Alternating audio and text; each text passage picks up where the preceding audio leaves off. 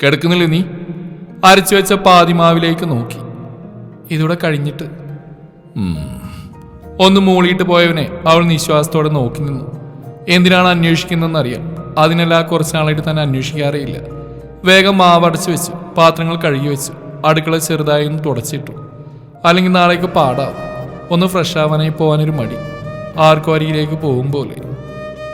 എത്ര നേരായി ബാമേ, കാത്തിരുന്നെൻ്റെ മൂഡ് മാറി. ദേഷ്യമടങ്ങി പറഞ്ഞവൻ ബെഡ് ചാരി വെച്ചിരുന്നെടുത്ത് താഴേക്ക് ഇട്ടു. മോള് ചുമരിനോട് ചേർന്ന് ഉറങ്ങുന്നുണ്ട്. അപ്പോഴേക്കും താഴേക്ക് ബെഡിലേക്ക് ഇരുന്നവന് ദേഷ്യം വന്ന് തുടങ്ങിയിരുന്നു. വരുന്നുണ്ടോ നീ? അവൾ നിശബ്ദമായി അയാൾക്കരികെ കയറി കിടന്നു. തൻ്റെ ഉള്ളിലെ പെണ്ണിനെ ഉണർത്താതെ, തനിക്കുള്ളിലൊരു വികാരവും തീർക്കാതെ അവരവൻ്റെ ആവശ്യം സ്ഥാപിച്ചെടുത്തിരുന്നു. ഒരു ചുംബനമെങ്കിലും കൊതിച്ചു. അതുപോലും നൽകാതെ ബെഡിൽ കയറി കിടന്നവനെ കാണെ കണ്ണുകൾ നിറഞ്ഞൊഴുകി. ബെഡെടുത്ത് പഴയ പോലെ ചുമരിൽ ചാരി വെച്ചു. ഡ്രസ്സ് എടുത്ത് ബാത്റൂമിലേക്ക് നടന്നു. ഷവർ ഓൺ ചെയ്തു. തണുത്ത വെള്ളം മുടികൾക്കിടയിലൂടെ ഒഴുകിയിറങ്ങി. ഒപ്പം കണ്ണുനീരും. കല്യാണം കഴിഞ്ഞ് ഒരു 2-3 കൊല്ലം കുഴപ്പമൊന്നുമില്ലായിരുന്നു. ഈ അവഗണന തുടങ്ങിയിട്ട് 2 വർഷമായി കാണും. മടുത്ത് കാണും. അല്ലെങ്കിലും ഡെലിവറി കഴിഞ്ഞ ശേഷം തന്നെ തടിച്ച ശരീരം, ഇനിയും താഴ്ന്നു പോകാതെ പുറത്തേക്ക് ഉന്തി നിൽക്കുന്ന വയർ, കൊഴിഞ്ഞു തുടങ്ങിയ മുടിയിഴകൾ, ഇടിഞ്ഞു തുടങ്ങിയ മാറുകൾ, വയറിൽ നിറയെ പരന്നിടക്കുന്ന സ്ട്രെച്ച് മാർക്ക്. എന്തിന് കൊള്ളാൻ തന്നെ. യാദൃച്ഛികമായിട്ടാണ് 2 ആഴ്ച മുന്നേ അറിയാതെ വിരൽ തട്ടി ഫേസ്ബുക്ക് മെസ്സേജ് ഓപ്പൺ ആയത്. മീര. എന്തൊക്കെ പറയുന്നു? സുഖാണോ? ഭക്ഷണം കഴിച്ചോ? പുറകിലോട്ട് പോയിട്ട് കാര്യമെന്ന് തോന്നി. ഒരുപാട് നാൾ പഴക്കമുള്ള ചാറ്റ് ബോക്സ്. ഭാര്യ എങ്ങനെയാ? സുന്ദരിയാണോ? തൻ്റെ അത്രയില്ല. ആ മറുപടി നെഞ്ചിലൊരു ആണി തറച്ച പോലെ. അതിനുശേഷമാണ് താഴേക്ക് നോക്കിയത്. ഒന്ന് കാണാൻ പറ്റുമോ? അന്ന് കണ്ട പോലെ. അന്ന് കണ്ടതുപോലെയെന്ന്. അപ്പം മുന്നേ കണ്ടിട്ടുണ്ട്, കാണാൻ പോയിട്ടുണ്ട്. ആരായിരുന്നു അത്? അറിയില്ല. കഴിഞ്ഞ ദിവസം കൂട്ടുകാരൻ ഹരിയുടെ ഭാര്യ വീട്ടിൽ വന്നിരുന്നു. സംസാരിക്കുന്ന കൂട്ടത്തിൽ വെറുതെ ചോദിച്ചതാണ്. തനിക്കൊരു മീര അറിയോ? ഏത് മീര? എത്ര മീരയെ തനിക്കറിയാം? ഒരാളെ അറിയോ? എന്നാൽ അയാളെക്കുറിച്ച് പറഞ്ഞേ. ഓ, കളി. ഭർത്താവിൻ്റെ പണ്ടത്തെ കാമിയെക്കുറിച്ച് അറിയാനല്ലേ? ഉള്ളൊന്നും ഞെട്ടിയത് പുറത്തേക്ക് കാണിച്ചില്ല. ഒന്ന് ചിരിച്ച് കാണിച്ചു. പറയൂ. അത് പണ്ടാണ്, ഒരുപാട് വർഷം മുമ്പ്. അവർ കോഴിക്കോട് പണിക്ക് പോയിരുന്നില്ലേ? അവിടെ ഒരു വീടെടുത്താൻ 2 ആളും പണിയെടുത്തിരുന്നു. ആശാരിപ്പണി. അവിടെയാണ് വർഷങ്ങളായിട്ട് ഹരി പണി ചെയ്തിരുന്നത്. ഗൾഫിൽ നിന്ന് തിരികെ വന്നതിൽ പിന്നെ ഹരിക്കൊപ്പമാണ് നന്ദേട്ടനും പണി ചെയ്തിരുന്നത്. അന്ന് ഈ റൂബിയുള്ള ഹരിയേട്ടൻ്റെ പ്രണയം കൊടുമ്പിരിക്കൊണ്ടിരിക്കുന്ന സമയം മൊബൈൽ കടയിൽ ഏതൊരു പയ്യൻ കൊടുത്ത നമ്പര് നേരം പോകാനായി വിളിച്ചിരുന്നാണ് ഹരി. ആ കോൾ വരുമ്പോൾ നന്ദനോട് പണിയെടുത്താൻ ആവശ്യപ്പെടും. ആരാ ഹരി? ഒരു പാങ്ങൊച്ചട. ഇനി വിളിച്ചാൽ നിന്നെ പരിചയപ്പെടുത്താം. ഏയ്, എന്തിന്? എനിക്കൊന്നും വേണ്ട. ചുമ്മാ സംസാരിക്കേണ്ട. വീട്ടിലൊരു പെങ്ങളുള്ളതുകൊണ്ട് അങ്ങനെ നേരം പോക്ക് ആഗ്രഹിച്ചില്ല. പക്ഷെ പിറ്റേന്ന് ഹരി അവനെ പരിചയപ്പെടുത്തി കൊടുത്തു. സംസാരിക്കാൻ ഭയം തോന്നി. എങ്കിലും സ്വന്തം നമ്പർ പറഞ്ഞു കൊടുത്തു. എന്നും വിളിക്കും. പതിയെ ഭയം മാറി. ആ ശബ്ദം, ആ സംസാരം എല്ലാം ഇഷ്ടമായി തുടങ്ങി. എന്നാലും തെറ്റായി ഒന്നും മനസ്സിൽ കരുതിയിരുന്നില്ല. ഒരു ദിവസം ആകെ നിരാശനായി ഹരി ഇരിക്കുന്നതും കണ്ടു. എന്താടാ? ഏയ്, അവൾ വിളിച്ചിരുന്നടാ, മീര. എന്നിട്ട് അവളുടെ വിവാഹർപ്പിക്കാൻ പോവാന്ന്. ഇതെന്താ പെട്ടെന്ന്? അവർ 3 പെൺകുട്ടികളാ. ഓരോ വയസ്സ് വ്യത്യാസങ്ങൾ തമ്മിൽ. ഇവളാ മൂത്ത്. ആ, അതാ വേഗം കല്യാണമല്ലേ? അവൾക്കത് ഒട്ടും ഇഷ്ടമല്ലടാ. ആദ്യമായിട്ട് കാണുന്ന ആളോടൊപ്പം എങ്ങനെ ജീവിക്കുന്ന പറഞ്ഞ്. അത് ശരി. അവൾക്കെല്ലാം സംസാരിക്കാൻ പറ്റുന്ന നല്ല ഫ്രണ്ട്ലി ആയിട്ടുള്ള ആൾ മതിയെന്ന്. അതിനിപ്പോൾ നമ്മളെന്ത് ചെയ്യാനാടാ? റൂബിയായിട്ട് പ്രേമുള്ളതുണ്ടോ? ഇല്ലെങ്കിൽ ഞാൻ കിട്ടിയാനേ. അല്ല, നിനക്കവളെ കിട്ടിക്കൂട്ടാ. ഒരു പാവം കൊച്ചാ. ഞാനോ? നിനക്കെന്താ ഹരി? എന്താടാ നീ ഒന്ന് ആലോചിക്കേ. പെങ്ങളുടെ കല്യാണം കഴിയണം. ചേട്ടൻ നിൽക്കുന്നൊന്നും പ്രശ്നമില്ല. 1 വർഷമെങ്കിലും സമയം വേണം. അല്ലാതെ എങ്ങനെയാടാ? 1 വർഷമോ? ഞാനൊന്ന് സംസാരിച്ചു നോക്കട്ടെ. പിറ്റേന്ന് അവളോട് കാര്യം പറഞ്ഞു. 1 വർഷമൊന്നും പറ്റില്ല ഏട്ടാ. കൂടിപ്പോയ 3 മാസം. അതിനുള്ളിൽ പറ്റുമോ? അത് പറ്റില്ലെന്നാ ഇവൻ പറയുന്നത്. എങ്കിൽ പിന്നെ വിട്ടേക്കേട്ടാ. എൻ്റെ വിധി ഇതാണെന്ന് ഞാൻ കരുതിക്കോളാം. പിന്നെ വിളിക്കുമെങ്കിലും കുറവായിരുന്നു. ഇടക്കവൾ നിൽക്കുന്ന മെഡിക്കൽ സ്റ്റോറിൽ പോയി കണ്ട് സംസാരിച്ചു. വെളുത്ത് മെലിഞ്ഞ് വിടർന്ന കണ്ണുകളുള്ള ഒരു പാവം പെൺകുട്ടി. കഴുത്തിലൊരു നീളം ചെയിൻ മാത്രമാണ് ഉണ്ടായിരുന്നത്. കണ്ടപ്പോൾ ഇഷ്ടമായി എന്നുള്ള സത്യമാണ്.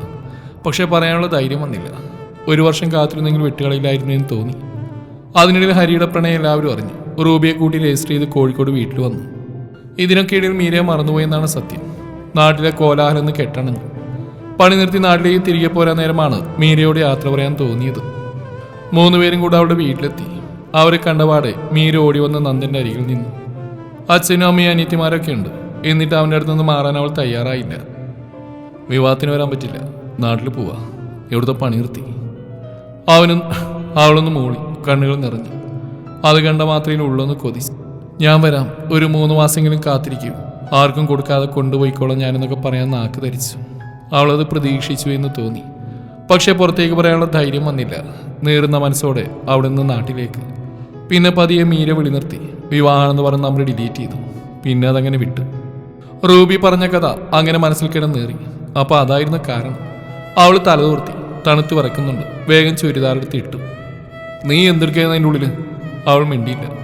കുളിച്ചോ നീ ഈ പാതിരാത്രിയിൽ? അതിനൊന്നും മിണ്ടിയില്ല. വേഗം മോൾക്കരികെ ചെന്ന് പുതപ്പെടുത്ത് മൂടി. അത്ര കൊണ്ട് തണുപ്പ്. കുളി കഴിഞ്ഞിറങ്ങിയവളെ ആ തണുപ്പോടൊന്ന് മുറുകെ പുണരാൻ കൊതി തോന്നി. പക്ഷേ മകൾക്കൊപ്പം കിടക്കുന്നവളെ ഒന്ന് നോക്കിയിട്ട് അവൻ മറുവശം തിരിഞ്ഞു കിടന്നു. പിറ്റേന്ന് രണ്ടാളും പോയ ശേഷം അവൾ കണ്ണാടിക്ക് മുമ്പിൽ നിന്നു. ശരിയാണ്, ഒട്ടും കൊള്ളില്ല തന്നെ. ഇരുനിറവ് ഈ തടി. അവൾക്ക് അവളോട് തന്നെ പുച്ഛം തോന്നി. എനിക്ക് ഈ തടിയെന്ന് കുറച്ചുകൂടെ ബാമേ. അതെങ്ങനെയാ? കാണുന്ന മുഴുവൻ തിന്നല് ശീലം. രാവിലെ എഴുന്നേറ്റ് നടക്കാൻ പോയാൽ രണ്ടാളും പോകുന്ന കാര്യം ഉണ്ടാവില്ലെന്ന് അയാൾ മറന്നുപോയതോ എന്തോ. സത്യത്തിൽ തടി കുറക്കാൻ കുറേ മാർഗങ്ങളുണ്ട്. താനൊന്നും ട്രൈ ചെയ്ത് നോക്കിയിട്ട് കൂടിയില്ല. പക്ഷെ ഇപ്പോൾ മനസ്സിലാവുന്നുണ്ട്, ഇതായിരുന്നു കാര്യമല്ലേ. വീട്ടിലേക്ക് കുറച്ച് സാധനങ്ങൾ വാങ്ങിക്കണം. സഞ്ചി എടുത്തു. പലപ്പോഴായി തന്ന പൈസയും. മനസ്സ് ഇവിടെയൊന്നുമല്ല.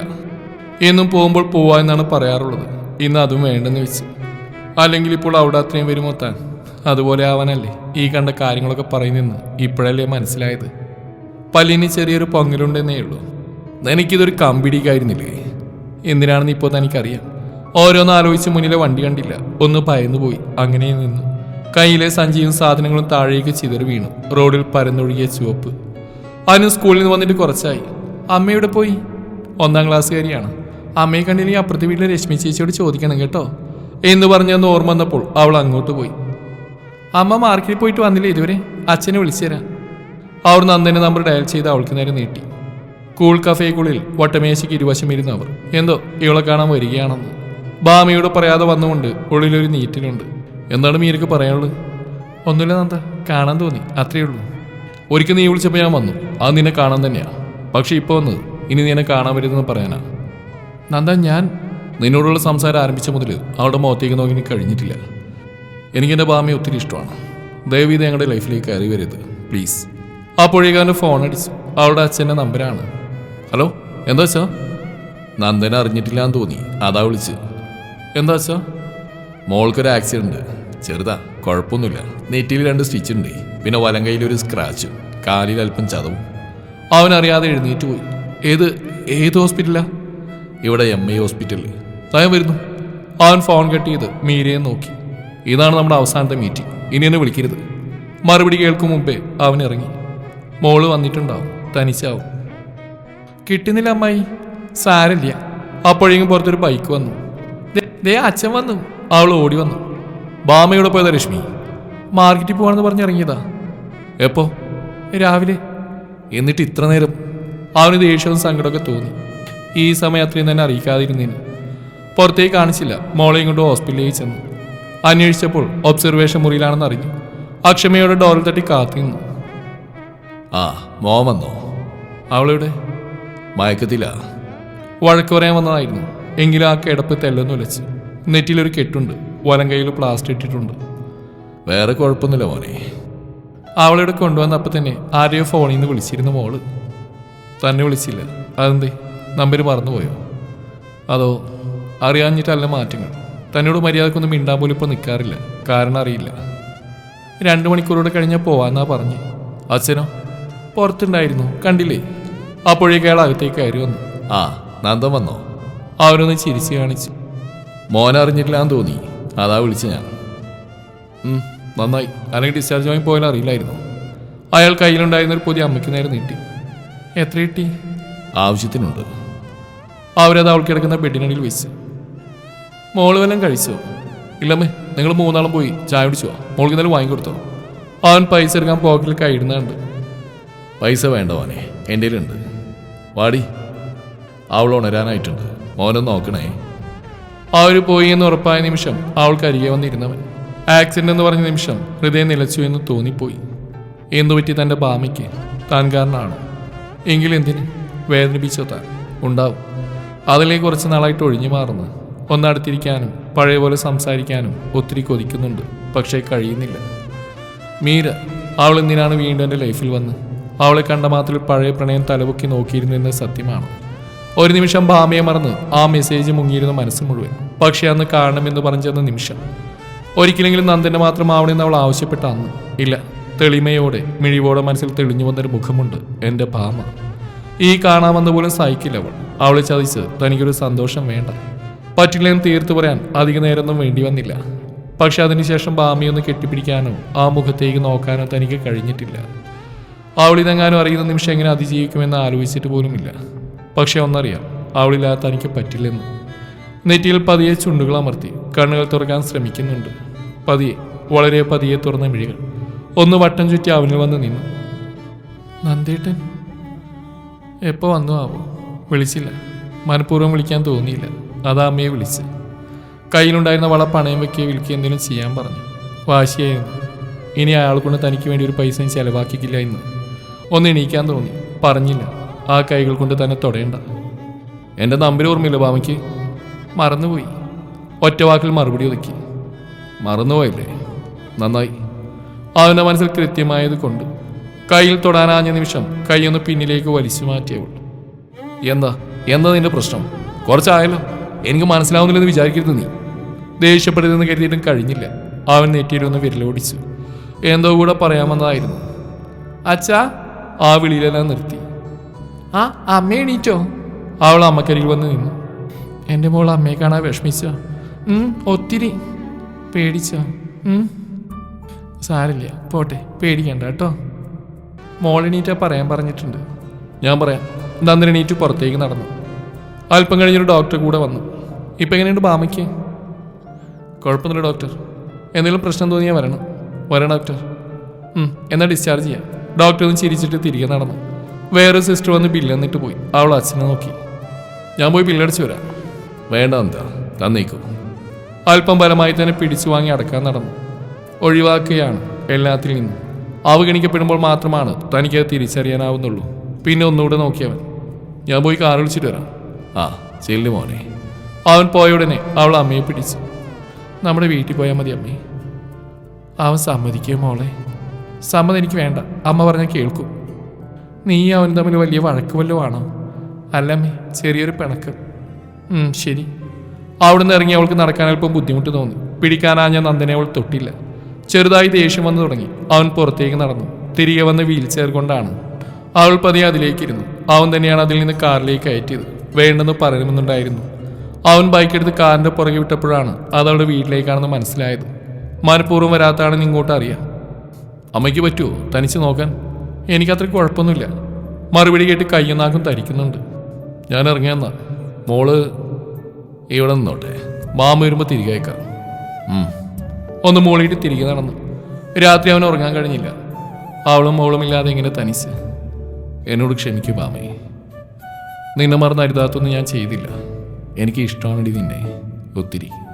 പക്ഷേ അവൻ കണ്ണുകൾ മുറുക്കിയടച്ച് ഉറങ്ങാൻ ശ്രമിച്ചു. ഒരാഴ്ച അതിനുശേഷം സ്വന്തം വണ്ടിയും കൊണ്ടാണ് അവൻ അങ്ങോട്ട് പോയത്. ഇക്കഴിഞ്ഞ ദിവസങ്ങളിൽ അങ്ങോട്ട് പോയിരുന്നു. എന്നാൽ ഭാമയെ കാണാൻ നിൽക്കുമായിരുന്നില്ല. മോളെ കണ്ട് തിരികെ പോരും. ഇതിപ്പോൾ അവളില്ലാതെ ഒട്ടും പറ്റില്ലെന്നായിട്ടുണ്ട്. കഴിഞ്ഞ ദിവസമാണ് മീര ആരാണെന്ന് അവൾ ചോദിച്ച കാര്യവും പണ്ടത്തെ കഥയൊക്കെ പറഞ്ഞു കൊടുത്ത കാര്യവും അറിഞ്ഞ്. അപ്പം എല്ലാം അറിയാം അവൾക്ക്. അതാണ് ഈ പ്രതിഷേധം. ബാഗൊക്കെ എടുത്ത് ഡിക്കിയിൽ കൊണ്ടുവച്ചു. പോ. ഞാനില്ല. എൻ്റെ ഭാര്യയാണെങ്കിൽ കൊണ്ടുപോകാൻ എനിക്കറിയാം. ഉള്ളിൽ തിളച്ചു മറിയുന്നുണ്ട്. പക്ഷെ മറുപടി അറിയാൻ വയ്യ. ചിന്തിച്ചു തീരും മുന്നേ അവളെ പൊക്കിയെടുത്ത് കാലിൽ കയറ്റി. നല്ല വെയിറ്റ് ഉണ്ട് പാമേ. തടി ഓർക്കാൻ പറഞ്ഞതേ എനിക്കിങ്ങനെ എളുപ്പത്തിലെടുത്ത് പൊക്കാനാ. അവളൊന്ന് പകച്ചു. മറുപടി പറഞ്ഞില്ല. വീട്ടിലെത്തിയപ്പോൾ തിരികെ എടുത്ത് കയറ്റിയത് അവൻ തന്നെയാണ്. രശ്മി ഓടി വന്നു. എന്നാലും ചേച്ചി, മാർക്കറ്റിൽ പോയ ആളെ ഒരാഴ്ച കഴിഞ്ഞ് ഞാൻ കാണുന്നു. അവളൊന്ന് ചിരിച്ചെന്ന് വരുത്തി. രാത്രി ഒന്ന് മേല് കഴുകണമെന്നുണ്ട്. പക്ഷെ തനിച്ച് പറ്റില്ല. കയ്യിലൊരു കവർ വലിച്ചു കെട്ടി. എങ്ങോട്ടാ? മറുപടി പറഞ്ഞില്ല. അവൻ കൂടെ വന്നാലൊന്ന് ഇത് വേഗം ബാത്റൂമിലേക്ക് നടന്നു. ഈ പെണ്ണിത്. അവൻ നെറ്റിയിൽ വിരലോടിച്ചു. കുളി കഴിഞ്ഞ് ഇന്നറുകൾ എടുത്ത് അവൾ പുറത്തേക്ക് നടന്നു. പുറകെ അവനും ഒരു കൈ കൊണ്ട് ഇന്നറുകൾ കഴുകിയിട്ടു. പുറകെ നിൽക്കുന്ന ആളെ നോക്കിയില്ല. പക്ഷേ പിടിച്ചു നിർത്തി. എന്തിനാ ഭാമ ഈ വാശി? മറുപടി നൽകിയില്ല. പോകാൻ തുടങ്ങിയവളെ മുറുകെ ഒന്ന് കെട്ടിപ്പിടിച്ച് ഒത്തിരി ആഗ്രഹിച്ചതായിരുന്നു ഈ നിമിഷം. അവൾ തിരികെ കൈ ചേർക്കുകയോ അവനെ എതിർക്കുകയോ ചെയ്തില്ല. അത്രയ്ക്ക് വെറുപ്പാണ് എന്നോട്. മിണ്ടിയില്ല. അവനവളെ വിട്ടു. തിരിഞ്ഞു നോക്കാതെ നടന്നു അവൾ. കയ്യിലെ പ്ലാസ്റ്റിക് കൂടി എടുത്താൽ സമാധാനം. ആ കൈവച്ച് പറ്റാവുന്ന പണിയൊക്കെ അവൾ ചെയ്യുന്നുണ്ട്. 2 ആഴ്ചയ്ക്ക് ശേഷം പ്ലാസ്റ്ററൊക്കെ മാറ്റി. 2 ആഴ്ച കൂടെ കഴിഞ്ഞിട്ട് പാർക്ക് എടുത്താൽ മതി. അവളൊന്ന് മൂളി. മോള് സ്കൂളിൽ പോയ ശേഷമാണ് അവൻ കയറി വന്നത്. ബാവേ ഒന്ന് വേഗം റെഡിയായിട്ട് ഇറങ്ങി. എങ്ങോട്ട് പോകാനാ? സ്ഥലം അറിഞ്ഞാലേ വരും നീ? അതെ. നീ എൻ്റെ ഭാര്യ. അതിന് നിങ്ങൾ വിളിക്കുന്നിടത്ത് വേണം നിർബന്ധമുണ്ടോ? ഉണ്ട്. എങ്കിൽ എനിക്ക് വേണ്ട ഈ ഭാര്യാപതി, മടുത്തു. വേണ്ടെങ്കിൽ വേണ്ട, അവസാനമായിട്ട് എൻ്റെ കൂടെ വരുമോ? ഇനി ഒരിക്കലും നിർബന്ധിക്കില്ല. അത്രയും തുറന്നു പറഞ്ഞുകൊണ്ട് മാത്രം അവൾ വേഗം കിട്ടിയ സാരി ചുറ്റി റെഡിയായി. കൂൾ കഫേയിലേക്ക് കയറിയപ്പോൾ അവൾ നിന്നു. ലാസ്റ്റാ, വാ പ്ലീസ്. അല്പം സംശയത്തോടെ അവൻ്റെ പുറകെ ചെന്നു. മീര. ആ ശബ്ദം കേട്ട നിമിഷം അവിടെ കാലുകൾ നിശ്ചലമായിരുന്നു. പുറകെ ചെന്ന് തോളിൽ കൈ ചേർത്ത് നിർത്തി. എൻ്റെ ഭാര്യ ബാമ. ഭാര്യ എങ്ങനെ, സുന്ദരിയാണോ? ഏയ്, തൻ്റെ അത്രയില്ല. അതങ്ങനെ ഉള്ളിൽ കിടന്ന് തിളച്ചു. ആരെ കാണിക്കാനാണ് ഇയാളിങ്ങനെ സ്വയം താഴ്ന്നു? ബാമേ, ഇത് മീര, എൻ്റെ പഴയ കാമുകി. അറിയാം. അവൻ്റെ ചുണ്ടിൽ ചിരി മിന്നിമാഞ്ഞു. അവൾ അതേക്കുറിച്ച് പറഞ്ഞു എന്നല്ലാതെ തനിക്ക് മറുപടി നൽകാനാവില്ലെന്ന് കരുതിയിരുന്നു. ഇപ്പോൾ സമാധാനം തോന്നി. ഇനി മറുപടി നൽകാം ധൈര്യമായി. മോളെ കെട്ടിപ്പിടിച്ചിടക്കുന്നവളുടെ വയറ്റിൽ ചുറ്റി തന്നോട് ചേർത്തു. വെണുക്കാണ് എൻ്റെ ബാമയ്ക്ക്. കൈയൊന്ന് വിടുവിക്കാൻ ശ്രമിച്ച് നോക്കി. ഒന്നുകൂടെ മുറുകിയതല്ലാതെ അഞ്ഞില്ല. സോറി, കാണാൻ പോയി എന്നുള്ള നേരാ. പക്ഷെ നിന്നെ മറന്നൊന്നും വേണ്ട, തൊടണ്ട. ഞാൻ തൊടും. എൻ്റെ ബാമ എനിക്ക് തൊടാം, കെട്ടിപ്പിടിക്കാം, ഉമ്മ വയ്ക്കാം, എല്ലാം ചെയ്യാം. കാരണം നീ എൻ്റെയാ. അവളുടെ കണ്ണുകൾ നിറഞ്ഞൊഴുകി. ചാറ്റൊക്കെ കണ്ടിരുന്നുവല്ലേ? മിണ്ടിയില്ല. എന്നോടൊന്നും ചോദിക്കാത്ത എന്താ? ബഹളം വയ്ക്കാന്ന്, ദേഷ്യപ്പെടാഞ്ഞ്. ഇഷ്ടമില്ലാത്തടത്ത് കടിച്ചു പോങ്ങേണ്ട എന്ത് കാര്യം എനിക്ക്? ഒഴിഞ്ഞു പോകുന്ന നല്ലെന്ന് തോന്നി. അപ്പോൾ ആക്സിഡൻറ്റ് ചാടി തന്നെയാ. പെട്ടെന്ന് മോൾ ഓർമ്മ വന്നുകൊണ്ട് ഒന്ന് പിൻവാങ്ങി. അവനൊന്ന് പതറി. എന്നിട്ട് ഞാനെന്ത് ചെയ്യായിരുന്നാ നീ വിചാരിച്ചേ? എന്നെക്കാളും സൗന്ദര്യമുള്ളവരുണ്ടല്ലോ, പിന്നെന്താ? അവൻ അവളിൽ നിന്ന് കൈകൾ മാറ്റി അങ്ങനെ കിടന്നു. മരിക്കാൻ വേണ്ടി ചാടിയെന്ന് അത്രയ്ക്ക് വെറുത്തു പോയെന്നെ. അവളും തിരിഞ്ഞു നോക്കി. എന്തോ ആലോചനയിലാണ്. മൈൻഡ് ചെയ്യാൻ പോയില്ല. അമ്മേ, പോയിട്ട് വരാം.